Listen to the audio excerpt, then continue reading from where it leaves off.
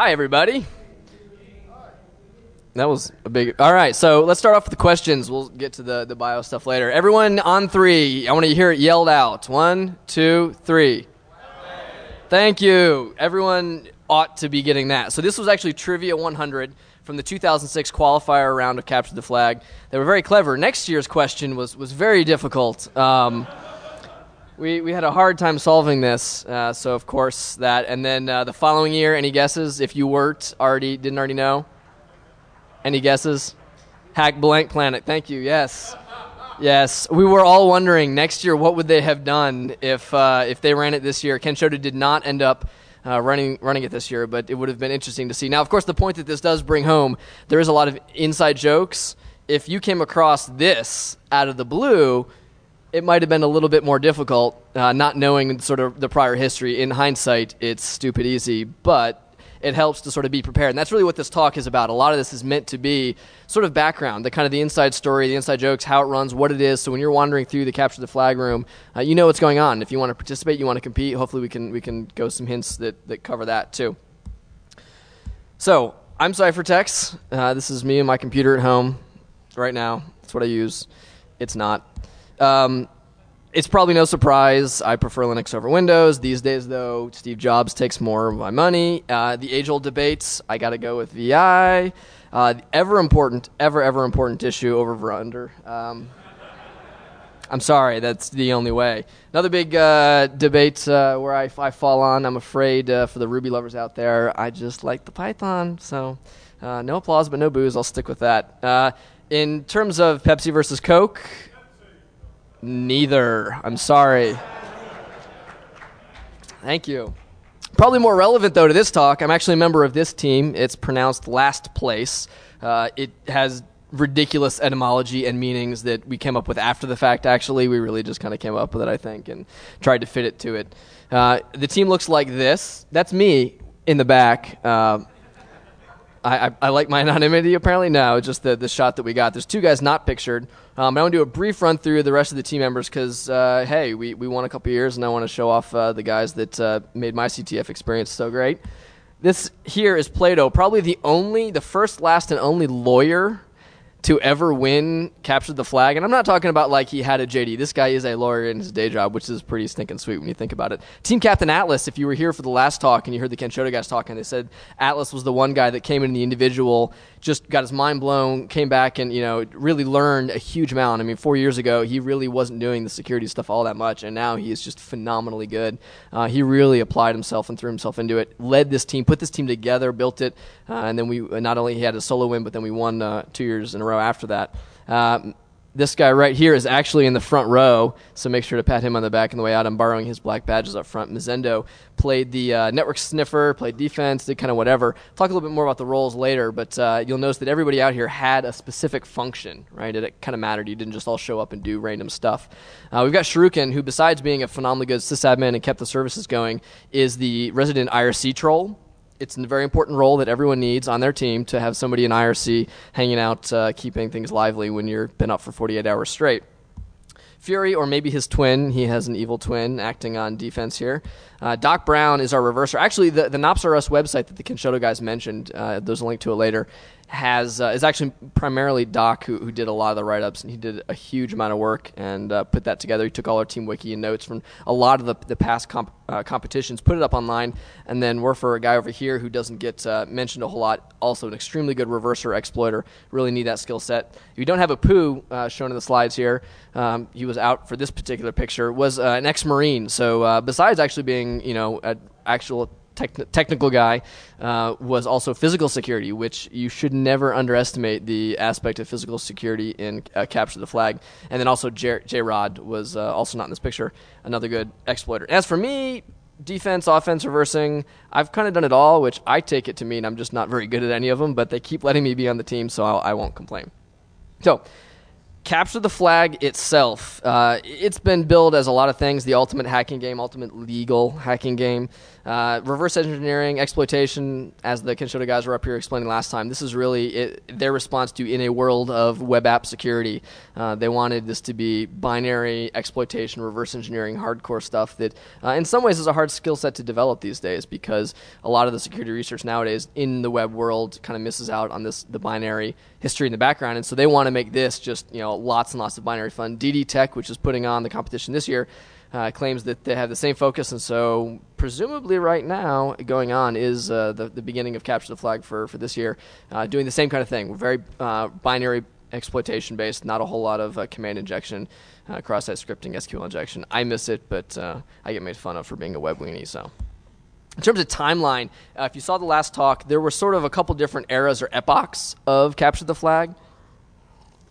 The first 5 years it was put on basically by the goons, the BOFH, and there was a lot of different formats. There was really a lot of kind of finding their place. They didn't really know what the best format, what the best structure for this event, what this thing could become. They just had a bunch of servers. You could bring your own server. You could just show up. It was very chaotic, not particularly organized. A lot of the winning tended to be winning kind of just because you gamed the system or figured out how to maximize it, not so much because you had the best technical prowess. And so there was some attempts to fix that. The ghetto hackers came along, and after, I don't know if you can even see, this slide sucks. I'm sorry, my timeline software, not so good. But the ghetto hackers won there towards the end, and then they came and actually put it on. This is and not an uncommon theme that the people who've been winning for a little while decide to go put it on because they think they know how to do it as well or better.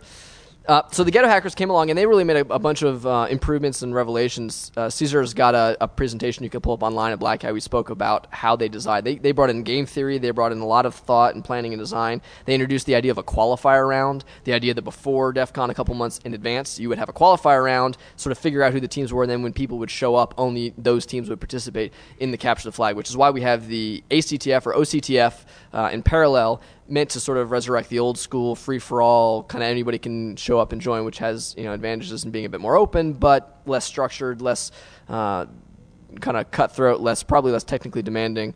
I hope none of the DC 949 guys get mad at me for saying that, but I think it's probably a safe bet. Then, of course, we have Kenshoto. Kenshoto has put it on the previous 4 years. They've really kind of refined it. They took the sort of architecture and the game design. If you saw the last presentation, you heard a lot about that, and they took it to an art. This year we have DD Tech, who nobody really knows. They're still kind of keeping mum on who they are and their history. They're obviously very familiar with Capture the Flag, but none of the major usual players that play have any idea who they are. So it's kind of interesting to see the mystery men. They swear that this weekend their identities will be revealed to some sort, but we'll see how that goes. So here's the qualifying round this year.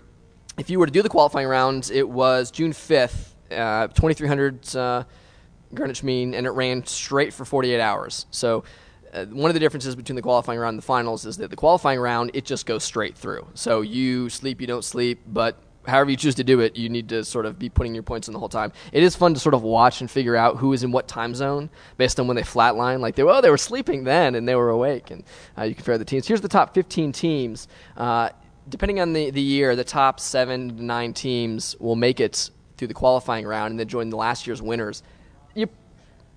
You probably can't read the font. It's really small. Feel free to grab the slides online later. Actually, the raw data is online as well. You can go pull it up and animate the graph to your heart's content or play with it if you like. But you'll see there's a lot of ups and downs, a lot of backs and forth. There's a couple of strong players. And so these teams, it's important to know, it's a Sun Tzu quote. I'm sure it's relevant. It's got to be. It's a security talk. So we're talking about knowing our enemies. It probably says something like that, right?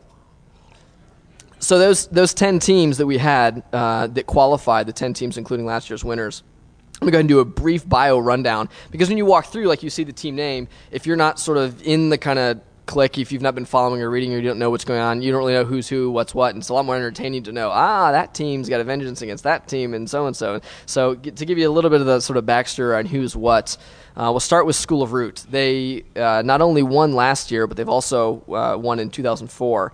Are incredibly good. They crushed the competition last year. They were first place. They actually didn't have to participate in the qualifiers this year. They had a bye as the previous year's winners, chose to anyways, and at the last minute they won. It's uncertain how much they were holding back. As the previous year's qualifiers, they had an automatic bye into the finals. So they didn't have to participate, but they did, and at the very, very end they won. It was sort of not arrogant, but demonstrating that they could have been ahead earlier possibly, but they chose not to. They didn't want to impact the final or the qualifying round. So the winner of the qualifying round gets to choose the next question. So if somebody who's already got a bye gets a question right before anybody else does, they would impact the game. And so it's sort of the sporting, the gentlemanly thing to do if you have the bye to not influence the game. And they were very good at that until the last few minutes of the game when they solved the one that nobody had solved, just to show that they were that much ahead. So it'll be interesting to see how much ahead they are. They're led by Chris Eagle, who is, you heard earlier in the other talk if you were here, what did I put? Binary ninja and pirate rolled into one. He's just wicked good. They came up with that interpreted machine that he wrote in, their own brand new virtual machine that he reversed in a weekend and wrote an interpreter for. This is just mind-boggling how good he is. It's scary. He's extremely good. He leads a great team. And then John Boss is the other team captain of School of Root, who sort of heads up the organizational side of it. Because as we get into it, the roles really matter. You need not just good technical, but you need good organizational. You need the other stuff. Chris Eagle also released last year, just after Capture the Flag was over, and he had crushed everyone, finishing, I might add, with Guitar Hero at the end. They were showing off they were ahead so far. It was they told everyone they didn't want it to appear jerks, but they were a little bit ahead, so they could take the time off. It was a pretty good move for somebody so far ahead. But after CTF was over, he released Collaborate, a really cool IDA plugin as a result of kind of the need of doing collaborative reverse engineering. And so this is some product that's come out of basically his experience, and he also wrote a book that went along with the software went along with. So Capture the Flag has sort of made a difference kind of beyond just this fun little game in that. Team Awesome was second place in the qualifiers, mostly first-timers. I know a couple of the guys on a team. It'll be interesting. They led the entire quals, but the very end. So the question is, how much was School of Root letting them, and how much were they not? So it'll also be interesting to see, because they did well in qualifiers, but teams that in the past done well in qualifiers and not done well in the finals. So watch the score. It'll be interesting to see if these kind of top teams in the qualifiers are also the top teams as you go through Capture the Flag. Sexy Pandas have been around for a while. They're also known as the Pandas with Gambas, Osu Tatake Sexy Pandas, Wooby Wooby Pandas, Sexy Pondas, and then the Latin name for a panda, which I'm not going to bother trying to pronounce. They have not only are sexy pandas, as you can see. They look like very sexy pandas. Done extremely well. They participate in a lot of international CTFs. They're mostly they're Spanish-speaking gents, and most of these folks, we kind of know each other. You get to see them year after year, and they do extremely well. They tend to have a strong start and then die off, but if they can keep their level of profit up or scoring up, they will be extremely dangerous. And they were in third place again in the finals. So Plus is actually one of many Republic of Korea teams. There's a lot of South Koreans that have been showing up in Capture the Flag just the last couple of years, doing extremely well. I think there's at least like 4 teams that are either entirely or partially made up of folks from South Korea. So there's a very strong showing. I think they play StarCraft like an Olympic sport over there. So my guess is that may have something to do with it. That sounds like a pretty cool place for a bunch of hackers. So. Primarily undergraduates from the university. Again, they were 4th in Capture the Flag. Shellfish has been around forever. University of California, Santa Barbara. These guys are led by Giovanni Vigna, and they put on their own Capture the Flag called the ICTF, which is a lot of fun. It's a great Capture the Flag. To participate, you can do it remotely, primarily for academic groups, but others can participate usually. They won in 2005 and have been around in a lot of the qualifiers. Are extremely good, very, very nice folks. Song of Freedom, another one of the Korean folks, a little bit quieter, don't know much about them. Then when asked for any kind of logo or bio, their response was no comment. So it's not at all surprising that folks like their privacy. Lollerskaters dropping from roflcopters. These guys, aside from the awesome name, but you like my logo? I made that. Now here's the cool part.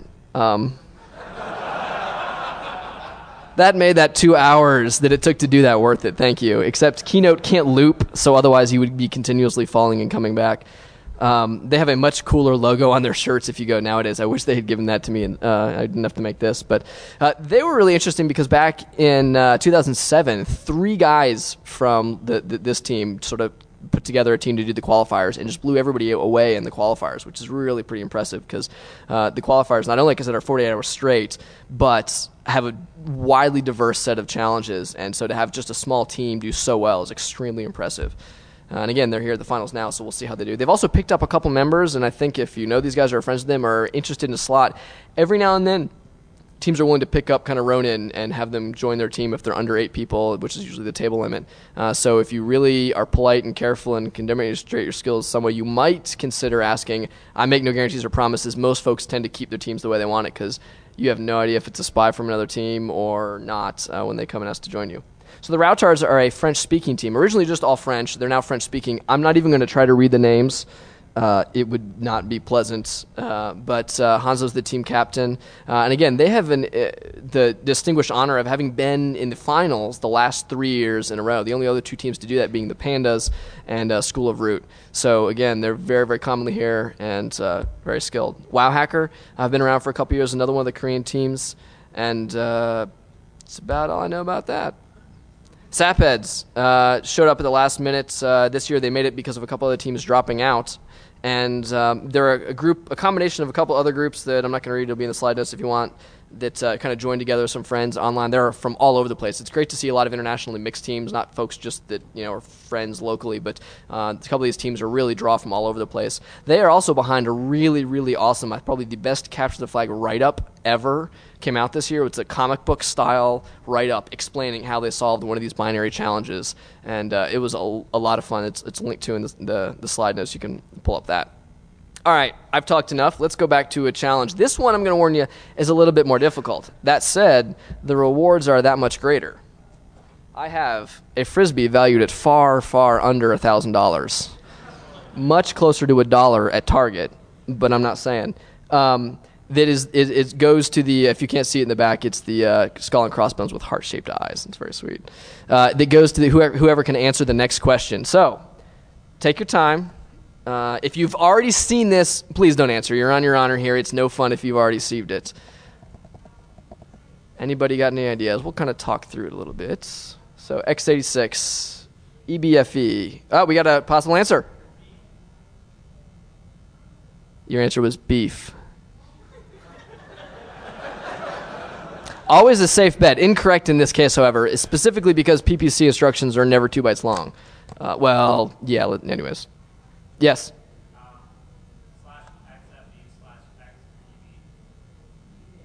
Incorrect. So EBFE, let's start walking through it, is, somebody tell me what EBFE is. I heard somebody say it, but he didn't count. Anybody else?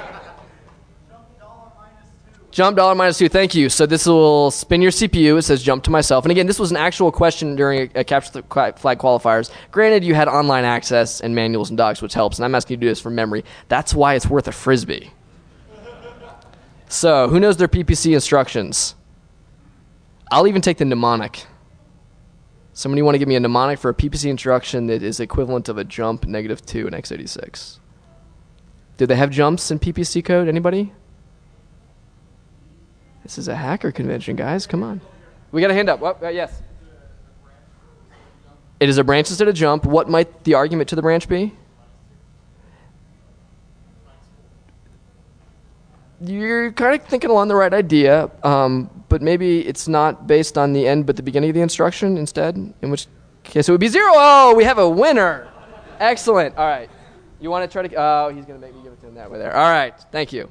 I promise I won't drag it out next time so long. So game mechanics. I mentioned there's 2 halves to this game, right? Capture the Flag has the qualifying round, which some of these lightning questions are coming from the qualifying round. If it seems intimidating, well, it is. But, I mean, don't worry about that too much because you learn, you figure it out. That's the whole point of it. I've learned more doing Capture the Flag than I have preparing for it or getting ready for it just in the competition because of the fun that you have. You get folks that you enjoy doing stuff with, and it doesn't matter where you participate in the quals. Doing the quals is an absolute blast. There's no reason not to do it. It's over a weekend, so even if you're working, I don't care. You can fit your schedule usually, and you can do it. It's a lot of fun. The skill set tends to be a little bit different. As I mentioned, qualifiers runs for 48 hours straight. So it's more of a Jeopardy-style board. I'll flip ahead to this real quick. I'll go back. This was the one from this year. DD Tech actually added even more problems than normal. So you've got 1 through 500 in 6 different categories. So 30 different questions, binaries, challenges, forensics, all sorts of off the map. The categories were pursuits, trivial, crypto badness, packet madness, binary eliteness, potent potables, and forensics. But ignore the categories because I think it was a packet one and the crypto and a crypto one and the binary one. The sort of categories are kind of general rules of thumb rather than a hard and fix thing. Generally speaking, there was binaries, there was network captures, you were doing all sorts of interesting, bizarre stuff. The write-ups for these are all online. If you go into the links at the end, don't cheat though. It's kind of like playing a video game and looking up the answers. Right? That's no fun. You don't want to ruin it for you. Try it yourself. Do the problems first, and then see what you can learn first, and then use the help only if you need it. So the qualifying round, like I said, is 48 hours straight. It's independent. It's remote. You can be anywhere when you're running the capture the flag. You log into the server. You get the account. 200 plus teams participated, or at least 200 plus teams scored points. Certainly some were ghost teams or duplicate teams or others, but it's definitely a lot of people that get involved. Like I said, there's no reason not to. It's a lot of fun. You don't have to even play to win. You can play just to get all the questions and have fun and enjoy it. There's certainly nothing wrong with that. The winner of the qualifying round, like I said, the top 7 to 9 teams, depending on how many are allowed in, depending on the year, gets into the finals here at Defcon, the CTF. The hours, I say 10, 10, 6, Friday to Sunday at Defcon for the final, the main capture the flag. That can change. Like I said, today they hadn't started, I don't think, when I got into the speaker room, so things were a little slow to kick off, but that's to be expected with a new team doing it. So that's flexible. Take it with a grain of salt. The interesting thing is, though, even though the capture the flag hours end, the work does not. So the teams will go up to their hotel room, they go up, and they'll keep working on this stuff because you've got the binaries, you've got the server image to work on afterwards. So Q&A, qualifiers. Finals is an actual live server. It's defending and attacking live other people, and this is sort of the more interesting piece. This is where everyone's like, well, I'm just going to bring my server that's X or Y, I'm going to do this. And so before you kind of get into that, it helps to understand how it's set up. Oh, right, the spoils. You get the entry to CTF if you get in the top in the qualifiers. The winning team at the actual capture the flag gets a black badge. Here's the 2 that our team got from a couple years ago. The Uber badge, of course, the infamous DEFCON Uber badge. It's admission for life. It's street credit. You get a leather jacket. You get dates with people of the opposite sex. You get you didn't get that with. Oh, we're both married, so I guess we didn't do that either. But I thought that was a part of it. It's supposed to be part of it. Oh well. So at the main event, though, did my voice crack? I'm not 16. I look like it still, but I'm not. At the main event, every team gets their own identical server. So like I said, in years past, things were more chaotic. Everything was a little bit random. And this year, if you saw the topology last time, every team gets a VM. It's snapshotted. You're in a jail. It's been FreeBSD. It was Solaris one year. That was painful. It's been back to FreeBSD. I have no idea what they're doing. I think it was probably it's FreeBSD 7.2. Interesting. They've upped the version this year. So right now, the teams in there are doing FreeBSD 7.2, playing with some binaries. You are usually the network upstream. Now, a lot of this is sort of generalities. You have to be very prepared for changing things on the fly. The rules will change every year. In fact, the rules this year, if you go into the capture the flag room, grab one of these guys. It's got the updated rules. They're very different from the rules I'm going to describe to you from years past. Mostly the same style of gameplay, but the scoring system is a little bit different. There's no longer breakthrough points for the first team that solves a problem. It's a zero-sum game. There's only the same total, and then it just shifts based on percentages in terms of who's done what. So there's some of these differences. Will be very interesting to see how that affects the gameplay, because it's always about kind of gaming the system, right? You always want to have the optimum plan of attack. You want to be prepared to do a lot of things. You've got flags, hence the capture the flag part, right? These flags can be anything. Typically, though, they've been base 64 strings of a fixed length, and so you can recognize them. There's a lot of it goes on again behind the scenes in terms you have to track who stole what flag from whom, because you have to know when they got it, where they got it from, what service. So when you get points, if you do a breakthrough point, you have to kind of figure out all this stuff. If you're tracking zero-sum game, you have to so all that is very carefully set up. And running a CTF is way harder than participating. And I'm very glad to have participated and no desire to run it if I can help it, because that would be a lot of work.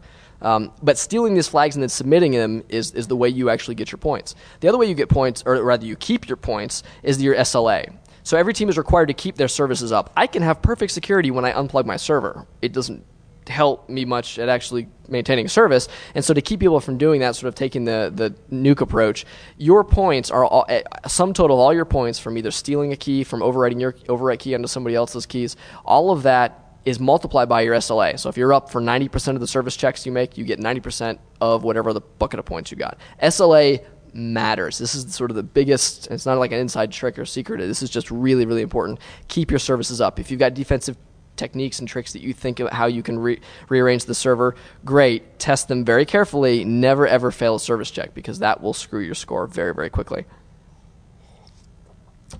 So, roles. Thank you. A successful CTF team has a lot of different roles. I mentioned earlier, yeah, it was pretty lame. I mentioned earlier a lot of people think they're just going to be reverse engineering, and that's like all it's going to take. I mentioned my team has a bunch of different skill sets. You really have to have the complete sort of picture. You've got to have a leader. You need somebody just to organize the team. I mentioned Atlas, and our team is an excellent leader. Yeah, the herding cats. This should not be your best technical person. This should not be the guy who's the best reverser, should not be the guy who's the best exploiter, because that's a waste of his talent. It needs to be somebody who's organizationally good, who can motivate, who can track, who can keep communication going. It sounds stupid and silly to say, like, teamwork is really important and really it really is. If you don't get your people working together, you're never going to win. Your network administrator is the guy who's not only setting up your firewall, but also monitoring the network, and it's maybe a split role. Teams can obviously implement this differently, but all these skill sets are going to be used. He's the guy who's watching all the attacks that come against you. He needs to be working with the defense to let them know new attacks. He needs to be working with the reversers to let them know when he sees a new attack to help them to figure out to others. You've got to all work together. Of course, you've got the reversing and exploitation.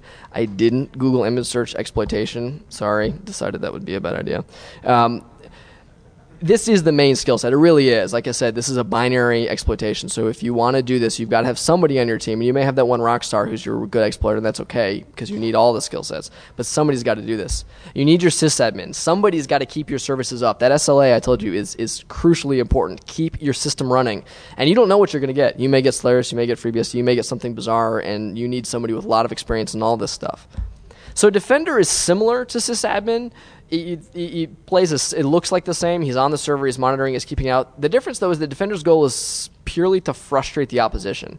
His goal is to think of all the not nice things you can do to your people. You want to be dropping long-lived connections. You want to be moving binaries around that the score bot checker won't use when it logs in. Anytime where you can figure out a behavior that's definitely a human and not a bot, you want to kill it. You want to be actively involved in maintaining the security of your server.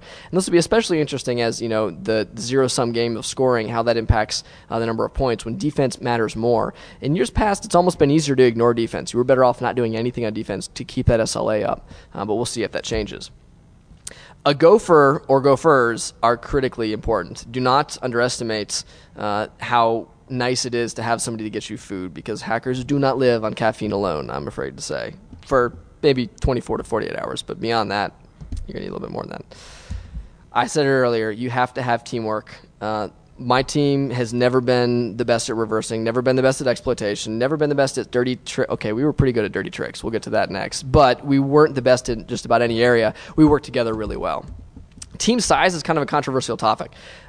School of Root, the guys that won last year, have a big team. Not everyone is necessarily good or involved in the same degrees, but in some ways a big team can hurt you. You need people coordinating and working together more than you need just a lot of people to throw different problems. That said, you probably can't win with like a 5-person team, no matter how good those 5 people are, because there's something like 20 binaries you get at the start of the game, and you're doing the network monitoring, the sysadmin, you're doing all these other roles that you've just got to have a number of people. So a quick word on sort of CTF etiquette. I'm a really nice guy, I promise I am, but I have been rather rude to people and ask them to leave the table because you don't know if they're a spy or not. I've sent spies against other teams. I would not be surprised, and I know for a fact other teams have done it to us too. So if somebody says, hey, I don't want you watching my screen, they don't take it personally. When you're in the room and everyone is going on, it gets pretty competitive. So just as a word of warning, you don't shoulder surf these guys or try to see what you're doing. I know it's really interesting. That's why I love to do it, but like I said, just don't take it the wrong way when they ask you to leave. All right. Another lightning round. It's a little x86 instruction heavy. So who's got their Intel manual on their laptop and wants to pull it out? I'll settle for the mnemonic. You don't have to assemble it in your head this time. Implement the following in one instruction. What does this look like?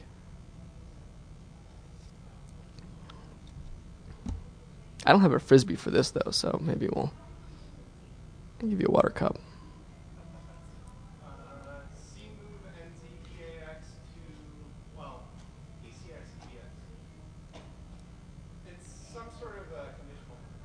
It's not.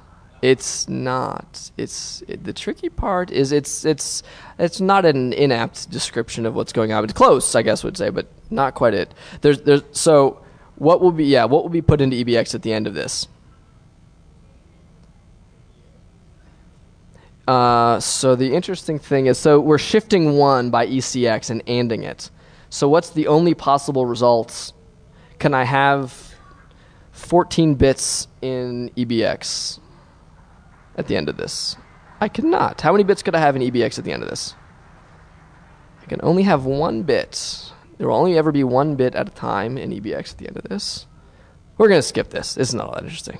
It's not all like this either. I like this stuff. This is a bit scan write, so it's actually a nice long C loop that comes down to just, hey, look for the last one and put it in this other register. Isn't that neat? Okay. Now, the fun stories. This is where I hope I don't burn bridges. It is a hacking competition, folks. Don't be surprised if there is some hacking involved in this competition. Let's all say it together again. Security is only as strong as the weakest link. Excellent. So what's the weakest link?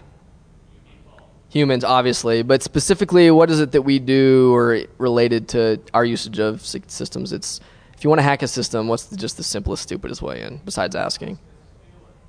Steal it. Physical security, yes. Come on. What's under the keyboard? Their password. Thank you. Yes, your password. Almost always one of the weakest links of the passwords. So there's been different ways to get root access to your server at the beginning of the CTF when you actually come in and you get access to your VM before everybody else does it.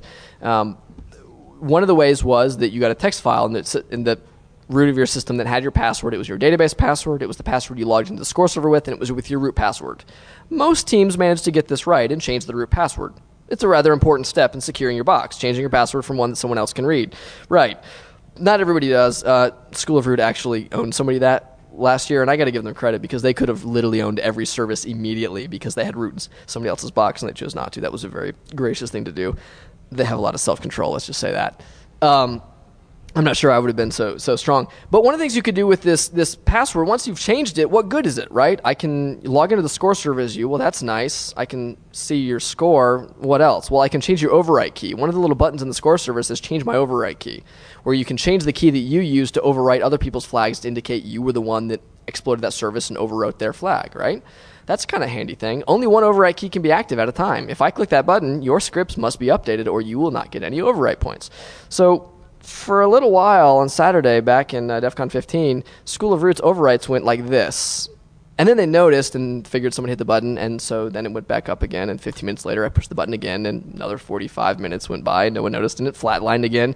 And then they noticed, and I did it again. And so for about like 3 to 4 hours, they were denied a bunch of overwrites because mainly they weren't paying attention. Primarily because they didn't protect this password, but also it was like the little things. You really got to get this right. You got to protect your passwords. You got to remember, what could I do that's nasty with the score server? To be fair, we asked before we did this. Now, one of the other things that's interesting, like I said, they don't like the web weenies in this. They like the binary exploitation. There's usually 1 or 2 web services just to toss a bone here and there. But one of the other teams had a really clever idea. We were stealing people's passwords that they left unprotected. The other team set up their web services that they were running with cross-site request forgery attacks. So if you just visited their web service, your browser would go to the score server on your account and reset your overwrite token. And I have no idea if this worked. This may have been successful against half the teams that were there, and we'll never know because that's not the kind of thing you can find out. You have to go back and look at the graphs for some more flat lines and overwrites. So sometimes even though web security isn't really designed to be part of it, you can kind of make it part. One of my favorites is last year, the badge hacking that occurred. Who was here for the awards ceremony last year and heard what the badges were? You're all either ashamed to admit it or you weren't a whole lot here. Well, the winning badge was you could wave and do a password and you plugged it in. It was cute. But the second place badge, that was my favorite. That was a true dirty tricks badge. The second place badge, the guys that hacked that programmed a bunch of shut off your computer IR codes. It went in and out of front row on a Mac, and HP laptops would actually go into hibernate, which takes forever, and then it would come out, it would go in, it would come out. It would just make your computer unusable.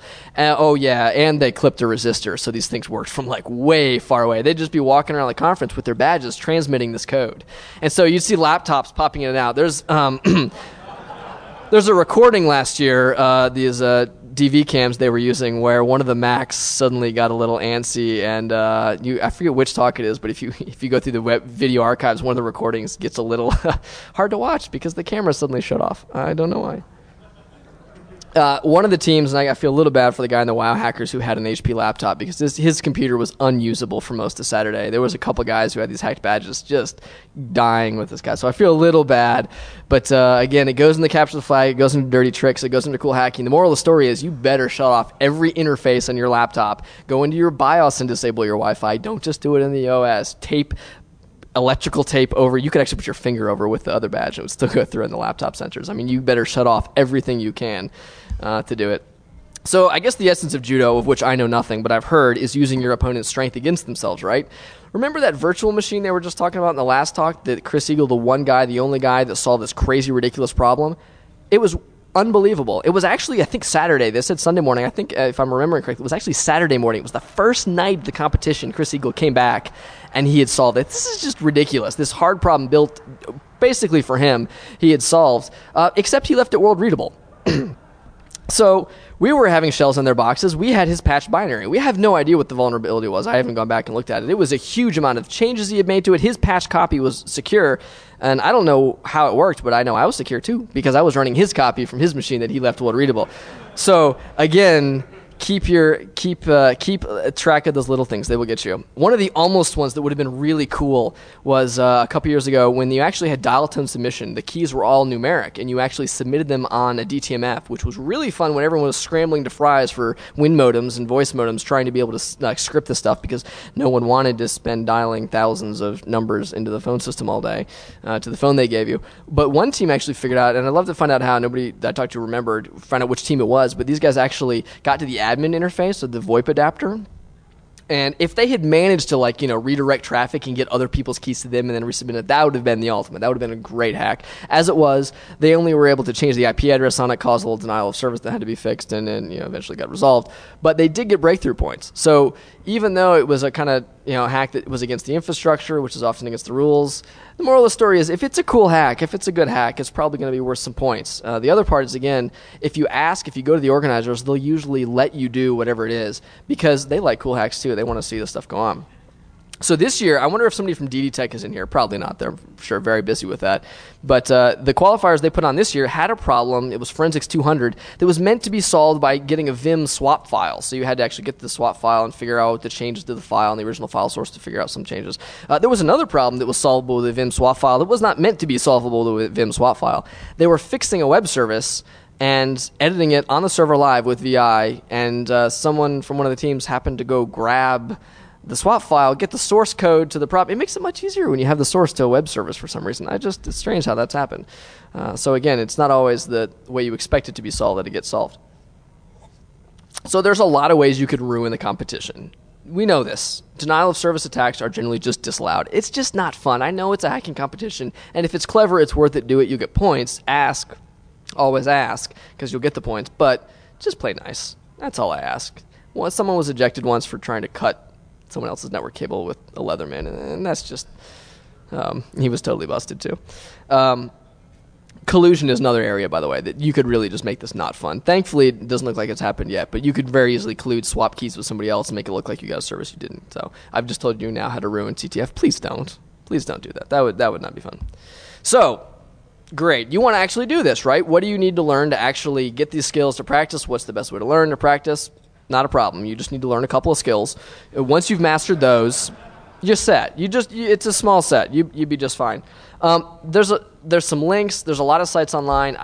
Go back to Atlas's presentation from a prior CTF. He talks about from Script Kiddie to Hacker in 3 Sleepless Nights. It was really longer than 3 nights, but it was a good title. But it really was over the course of just this couple month period from the qualifiers from that year on to the finals where he just threw himself into this and got really, really good. He instantly got job offers from this afterwards, too, because this turns out to be a handy real-world skill set. Who'd have thunk it? Reverse engineering and exploitation, go figure. So you can do this. It's really about putting the effort, putting the time in. In terms of tools and techniques, there really is no right answer. You need some scripting. You need to be somehow doing, for a quick kind of response, whether you're scripting up your scaffolding for your exploitation framework you do in advance, you need to be scripting up a new key submission. Oh, look, now they're requiring that we use SOAP or XML to submit our to submit our keys, and so you've got to have some sort of familiarity to do this stuff. There's a lot of changes that get thrown in the mix to do this. If you're really, really good, I've seen the C is my scripting language shirt. If you're that good, more power to you. There are people that are that good with C, but generally speaking, having a number of people just really good at kind of the quick and dirty scripting is really going to be important. If you're not good at reverse engineering, you won't win. It's hard to score points if you can't actually exploit stuff. And there's always a few that are cool little gotchas, command injection, other little things, but generally speaking, you got to crack a debugger, you got to crack IDA, and you've got to actually sit down and reverse this stuff. And again, this can be tedious, can be time-consuming, can be a difficult skill to learn, but it's totally worth it. Again, not everybody in the team has to do this. Because there's a lot of skill sets, go back to those other roles. If you're the defense guy, you're the sysadmin guy, you're the network guy, these are vital roles, but you're just never going to get points unless you can pull up IDA and do this. Although, as shown in the last talk, IDA is very often easily fooled and easily broken. So a couple of web links, a lot of the resources for this. The first link is capture.theflag. I wish that was easier to pronounce. I'm sorry. It's capture the flag with a period in between capture and the FL and the AG. I was just trying to be too clever, apparently. That's going to be where these slides are up at. That's going to be where it's just a whole bunch of other stuff going up there. So if you are interested in capture the flag, that will have everything you're going to need to know. Links to all other write-ups from all the other teams. It'll have links to binaries. It'll have images from capture the flag years past, so you can play with these binaries yourself. Right now, it just has the presentation, but very shortly, AKA when I get back on a network I trust, it will be getting more stuff. ddtech.biz, the guys that are running the show now, I'm really looking forward to seeing what they come up with this year, and hopefully the contest is going live now, and we can all walk through and watch the scoreboard, see what's going on. Again, make sure you read those updated scores and try to figure out how would you find loopholes, how would you play it, what's the strategy teams are using, walk around and watch from a distance in front of the screens to get a feel of what the teams are doing. Nops R Us was mentioned in the last talk too.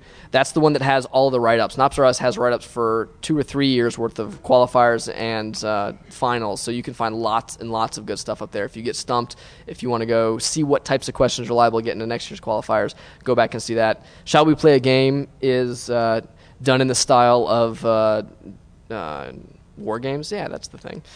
With a little backdoor interface to Whopper, and you can play games with it. But it has write-ups for just this year's qualifying round, so you can see those there. A couple other links. The one I want to highlight is Arsnake. I wonder if he's actually here this weekend. Has a great blog post that was called Hacking Without All the Jail Time that turned into this great reference because everybody linked their favorite online capture the flag games. There's a huge amount of sites where you can go to do web security testing, capture the flag testing, of a lot of other types of capture the flags too. You can practice all this stuff. Again, practice the Hacking Without All the Jail Time. It's a great resource as well. So if you want to pick 3 books to write, I hope Chris Eagle doesn't hate me for all the dirty tricks I've pulled on him, so hopefully I'll try to pimp his book. It is the Bible for IDA reverse engineering. Chris Eagle, like I mentioned, the captain of School of Root and just a phenomenal exploiter and reverser, was the author of this. He released the book last year. This is going to be like the standard one reference book for IDA for the foreseeable future. It's extremely good. A couple others that are very useful as well are Hacking the Art of Exploitation and Shellcoder's Handbook, because again, this is a binary exploitation kind of skill set. So fine print, Creative Commons licensed. All the images, if you pull up the slide notes, were from Flickr and Creative Commons, and that's about that. Questions will be off in the other room. Thank you all for coming out.